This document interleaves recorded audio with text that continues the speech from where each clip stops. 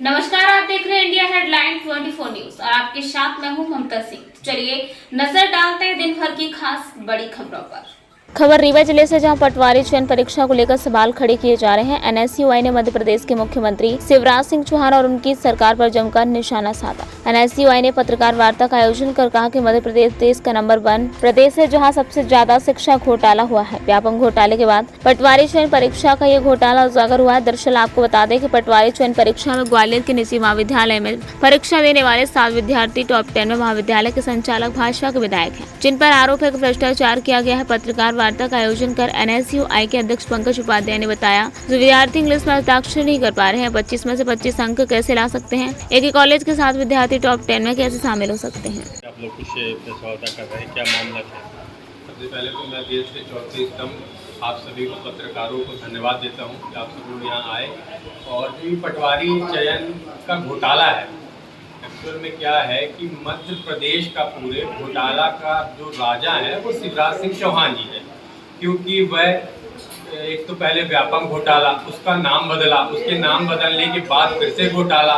मतलब मध्य प्रदेश पूरे भारत में एक ऐसा प्रदेश है जहां सबसे ज़्यादा शिक्षा जगत में घोटाले किए जाते हैं शिवराज सिंह चौहान जी के द्वारा, बीजेपी सरकार के द्वारा।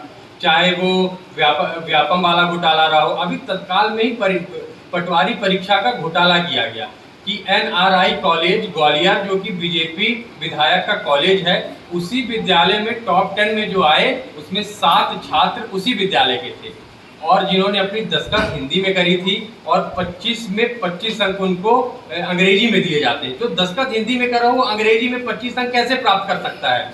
उसकी न तो किसी भी तरह की जांच की गई।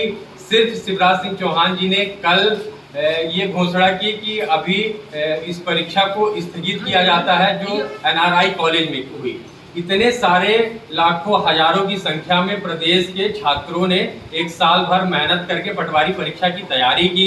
उसके बाद यहाँ से हजारों किलोमीटर दूर कोई ग्वालियर गया, कोई जबलपुर गया, कोई भोपाल गया, कोई इंदौर गया, अपने जेब का पैसे खर्च करके। उसके बाद परीक्षा को होल्ड कर दिया जाता है। और ये कोई नई बात नहीं है, इसके पहले नर्सिंग परीक्षा हुई, उससे पहले और भी परीक्षाएं हुई। या तो उनकी नियुक्ति नहीं की जाती है, इससे पहले कई परीक्षाएं हुई, उनका रिजल्ट अभी तक, वर्ग 3 का रिजल्ट अभी तक मध्य प्रदेश सरकार के द्वारा घोषित नहीं किया गया। इसका रिजल्ट तत्काल घोषित कर दिया गया, क्योंकि इसमें पूरा बीजेपी सरकार का भ्रष्टाचार छुपा हुआ था, उनका रूप छुपा हुआ था। कि पहले विद्यालय और महाविद्यालय में माता सरस्वती जी की, जो विद्या की देवी हैं, उनकी पूजा हुआ करती थी, उनकी अर्चना हुआ करती थी।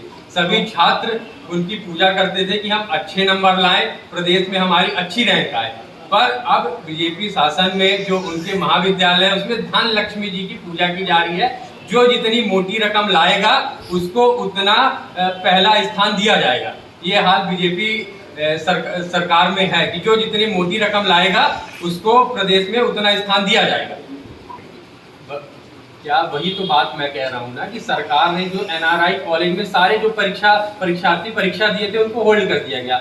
उन हजारों छात्रों का क्या दोष जो पूरे साल, कई साल मेहनत करके परीक्षा देते हैं, परीक्षा फीस जमा करते हैं, जो कि सरकार के खजाने में जाता है। उसी परीक्षा फीस का सरकार फिक्स डिपॉजिट करती है और फिर उसी में लोन लेती है। उन छात्रों का क्या दोष जो सालों परीक्षा की तैयारी करते हैं, फिर इतनी दूर परीक्षा देने जाते हैं। सिर्फ बीजेपी नेता जिनको चाहते हैं, जो बीजेपी के करीबी होते हैं, उनको परीक्षा में पास कर देते हैं, बाकी को फेल कर देते हैं। और फिर प्रदेश के मुख्यमंत्री उनके ऊपर कार्रवाई करने के लिए नहीं कहते हैं। जो घोटाला करते हैं उनके ऊपर कार्रवाई नहीं करते हैं, या तो पेपर निरस्त कर देते हैं, या पूरी परीक्षा ही निरस्त कर दी जाती है, या उनकी नियुक्ति ही नहीं दी जाती है। तो मैं शिवराज सिंह जी से पूछना चाहता हूँ कि क्या सिर्फ जो बीजेपी नेता के कॉलेज हैं उसी में सारे विद्यार्थी पढ़े?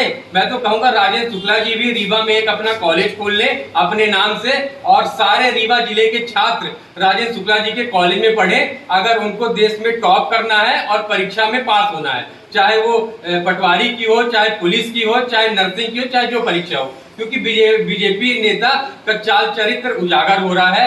वो अपने नेताओं के ऊपर कार्रवाई नहीं कर रही है, न दोषियों के ऊपर। जिस कंपनी को ऑनलाइन एनी डेस्क, जिस कंपनी को यह कार्य दिया गया था, उसको केंद्र सरकार द्वारा ब्लैक लिस्ट किया गया है। मतलब यह सोचने की बात है, अगर कोई व्यक्ति किसी कंपनी का मोबाइल लेता है, वह खराब हो जाए, उसको ब्लैक लिस्ट कर दिया जाए, तो क्या वो दूसरा मोबाइल लेने जाता है उस कंपनी का? पर हमारी मध्य प्रदेश की शिवराज सिंह की चौहान वही कार्य करती है जिसको ब्लैक लिस्ट किया जाता है, उसी को वह कार्य देती है कि सिर्फ यही घोटाला कर सकता है और कोई नहीं कर सकता है। इसका वक्त हो गया एक छोटे से ब्रेक का। ब्रेक के बाद फिर से हाजिर होंगे ऐसी कुछ खास बड़ी खबरों के साथ। तब तक के लिए नमस्कार। हर खबर की अपडेट पाने के लिए आप हमारे चैनल को सब्सक्राइब करें।